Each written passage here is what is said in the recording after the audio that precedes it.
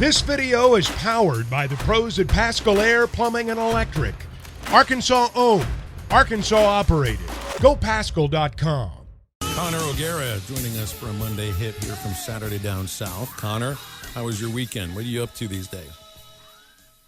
Weekend was good. I did watch more XFL. I actually had a buddy who was in town visiting from Chicago, which I always say, if you're going to come to Orlando, come in February when it's, like 85 and sunny. But, yeah, come to Orlando that time and, do so when I'm not in the middle of college football season.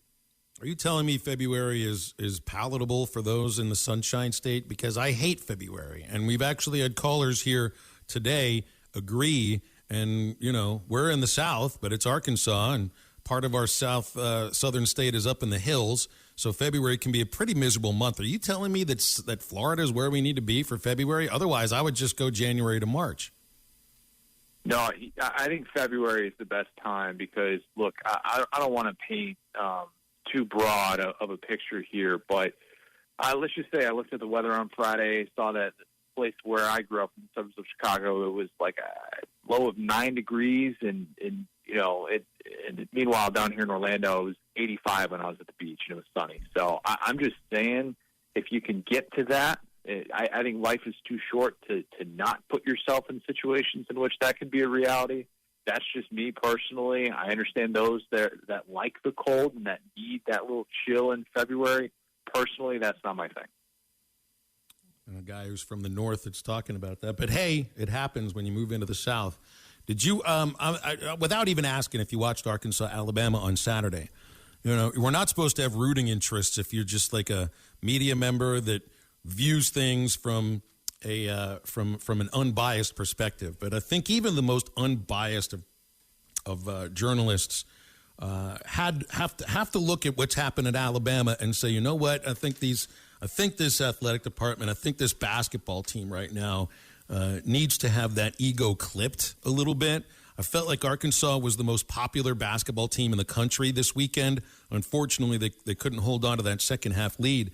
But Alabama's the big villain now. I mean, and there's no two ways about it. It's an easy team to dislike. And the truthful, honest answer about this was like 2 weeks ago, I don't know a lot of people that felt that way. Yeah, things have changed in a hurry. And it's not just the fact that their best player, Brandon Miller, is somebody that is now named in a murder investigation, an ongoing investigation for providing the gun that was used as the murder weapon. But I think so many people saw the comments from Nate Oates last week and just said, what in the world are we doing here? What is going on? If a public employee at a high-profile program, and that's what Alabama has become, a high-profile program, has enabled this and has come out and had such a lack of sensitivity to a very sensitive situation. What are we doing here? And that is, in my opinion, about as unlikable as it gets. I think that Nate Oates put his foot in his mouth repeatedly. And no, it doesn't matter necessarily that you came out with a statement after clearly Greg Burns said, what in the world are you doing? College kids are out? Wrong place at the wrong time? Wrong thing at the wrong time. That is just the worst possible way to handle that situation. And, yeah, a lot of people are rooting against Alabama, and understandably so. You see them do the pat-down thing in the pregame, which they've been doing that all year. Come on, man. Alabama just lacks so much awareness right now for this situation, a situation in which a young mother lost her life, and it now is going to turn into Alabama against the world. And it should really be focusing on, two separate things, in my opinion. But Alabama has certainly not earned any points in the court of public opinion. Is there something with the athletic department here? Because it's a much different degree. I forget the name of the wide receiver who, in the Tennessee loss when they all rushed the field, kind of shoved a young lady. He slapped. He's kind of smacked at her. Yeah, he slapped at her.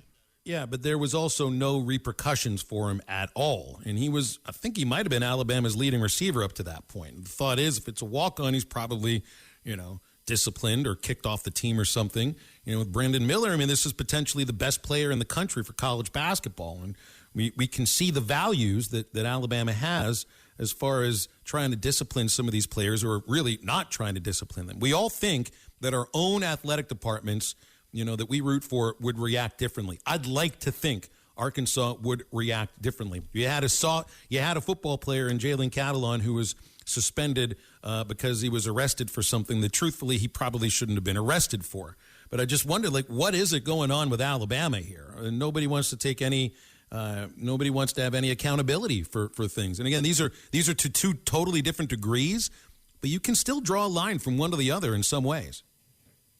It's a dangerous place to be in terms of abuse of power, and that Jermaine Burton situation, wherein he wasn't suspended at all, it was ridiculous. I mean, it was ridiculous at the time. It's still ridiculous looking back on it. Nick Saban messed up. In this situation, Nate Oates has messed up. I think anybody that's continued to defend the actions and just say, oh, well, he wasn't charged with a crime. It's like, well, there's always more to it than just that. And if you are lacking that kind of understanding, ask yourself why. Ask yourself why you're defending these things, because actions are still significant, and they impact this world that we live in. In this world that we live in, college coaches have so much power. Like, these are 2 of the 10 highest paid coaches in their respective sports. Obviously, Nick Saban is higher in that food chain, but Nate Oates just got a massive extension. And now, how do you discipline these coaches who are in positions in which they have so much power and they're defaulting to, I can't control what guys do outside of practice? Like, okay, but you can sure as heck punish the things that they do for those decisions made outside of practice. If you can suspend or punish a kid for showing up late to practice, but you're just going to turn a blind eye to your best player being involved in a situation like this, like, what are we doing? That is just abuse of power 101. And right now, it looks like Alabama has been subjected to a little bit too much of that because of its own doing. Yeah, usually it's the other way around, because every team I was on, coaches, had team rules, and they were, you had consequences for your actions, but the team rules were the rules you didn't want to break.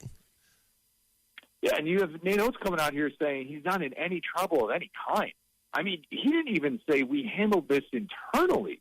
I mean, goodness gracious. I mean, Matt, think of all the times in which you did so much as talk back to a coach or something like that at any point in your career, and you had to run for it or something like that. We didn't hear anything like that from Nate Oates. No, I had some good coaches. I was around a lot of good ones. I do want to ask you a football question. Did you see Bryce Young's not going to throw at the combine? What are your values as far as Will Levis, Anthony Richardson, C.J. Stroud, Bryce Young? What's your order 1 through 4 on those guys? Yeah, I'd go Bryce Young 1. I love me some Bryce Young. If anybody's sitting here like, oh, I need him to be 5'11", or I need him to be 6 feet, and I need him to weigh 205 pounds, like, you're a loser. Watch him on film before making some sort of weird determination based on his measurements, in which he's probably not even going to play at his heaviest weight right now anyway, so that's just a dumb thing to go by. Bryce Young would be my number 1 guy. I think he's all the Steph Curry comps, the Pat Mahomes comps. I think a lot of those are legit. I think he's special. I would have Stroud at number 2, and I wasn't really in on Stroud, and then I was there at that Peach Bowl, and I was just blown away. And I thought, man, once that guy flips that switch, it is so special to watch. When he did against that Georgia defense, put him in that group. And then, to be honest, like, I go way, way, way beyond that. Like, late first round, early second round, I would have a lot more comfortability taking Will Levis and Anthony Richardson. That's not where they're going to be projected to go. But I put Levis as a nod ahead of Richardson just because Levis at least had 2 years as a starter. Like, Richardson had 1 year as a starter and was so wildly disappointing, despite the fact that he had his moments. And I get it. If you're going to be competing at a high level, especially in the AFC, you've got to roll the dice. You've got to take a chance, because look at all these teams with elite quarterbacks in the AFC. But to me, I just look at those 2 guys, Stroud and Bryce Young, and I think they are so much further along already in their careers than those other 2, Levis and Richardson. What do you make of what's coming out of the Pac-12? They are apparently going to be streaming their games. Like, there's no way you're going to end up as the Pac-12 becoming like a group of 5 league now. I mean, there's going to be so much. There's such a differential in the amount of money that those schools will make from their, and I can't call it a television contract. And on the other side of the country too, you've got Florida State University complaining to the ACC that they've got to figure out this revenue gap between them and the ACE and the SEC and the Big Ten, to the point where the folks from Florida State, I read that they're trying to, maybe the idea, well, we deserve more of the pie from the ACC because we get more eyes on our games than Syracuse does, than Pitt does, than Boston College does. The more I read about the issues with Florida State right now and how they view the ACC, and from what I'm hearing about, the Pac-12, like looking at SMU or San Diego State and everything, it's becoming difficult to take those two leagues seriously. If you are a fan of the SEC or the Big Ten, just count your lucky stars. That's the way that all this has played out, and this has been playing out for the last really 10 to 15 years. I mean, this goes back way beyond just one commissioner. But it's funny because in a lot of ways, the ACC is exactly what a lot of fans want. This grant of rights deal that locks them into their media contracts through 2036 is supposed to give the conference an identity and stability and equal revenue distribution. This is what fans want. And Florida State is sitting here like, oh my gosh, like we're going to get passed over so significantly by the Big Ten and the SEC facilities, the way that you can spend on recruiting NIL now. It's just they're going to take off, and we're going to be left wondering, we're locked into this contract for more than a decade. And that is a really difficult place to be when you're trying to compete for national championships. And that's the standard that Florida State, Clemson, these programs hold themselves to. And they're in a really difficult spot because they do bring in more revenue. And, yeah, there is something to be said for that. But you're not pro sports yet. And that's the thing that's kind of separating you from these other leagues and what they're trying to do, is that it isn't based on audience viewers or anything like that. And so they're in a really, really tough spot. I think there are a lot of those in the ACC who are feeling very angsty right now about the future of their conference. Yeah, I find it weird that Bryce Young doesn't want to throw at the combine. You kind of want your quarterback to want to compete there, but everybody has their own thing.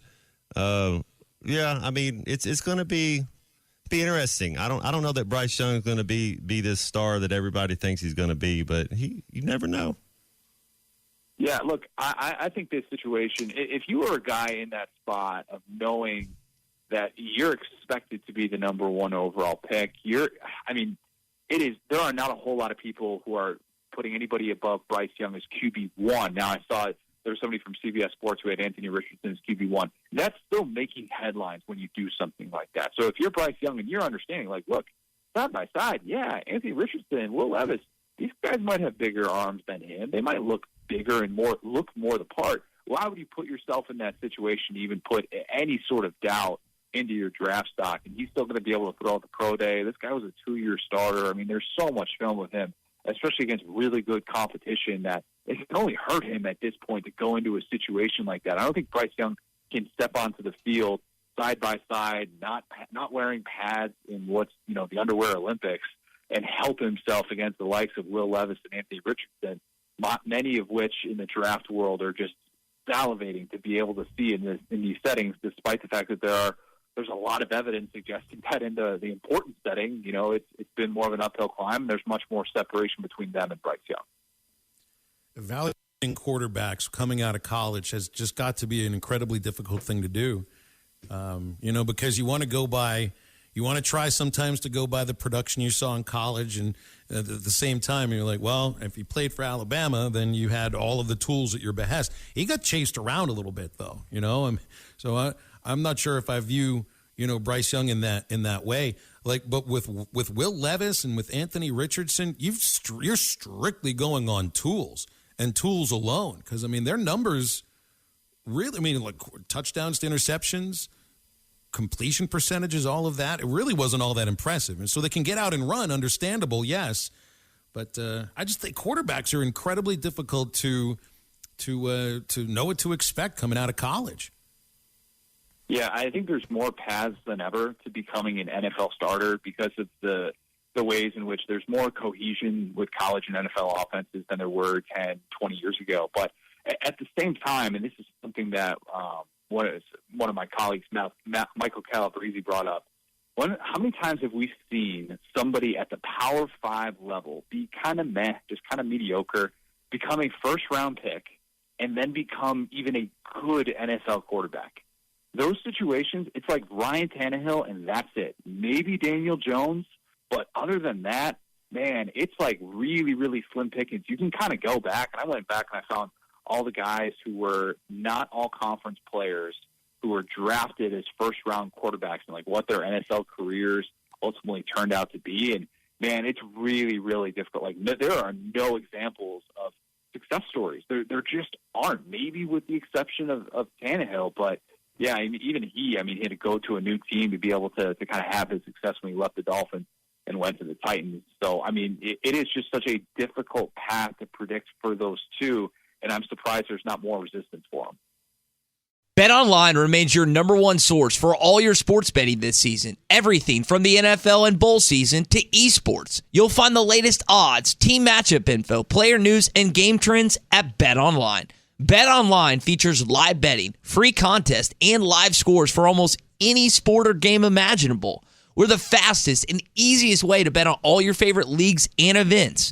Head to betonline.ag to join and receive a 50% welcome bonus on your first deposit. Make sure to use the promo code BELIEVE to receive your rewards. That's BLEAV. Bet Online, where the game starts.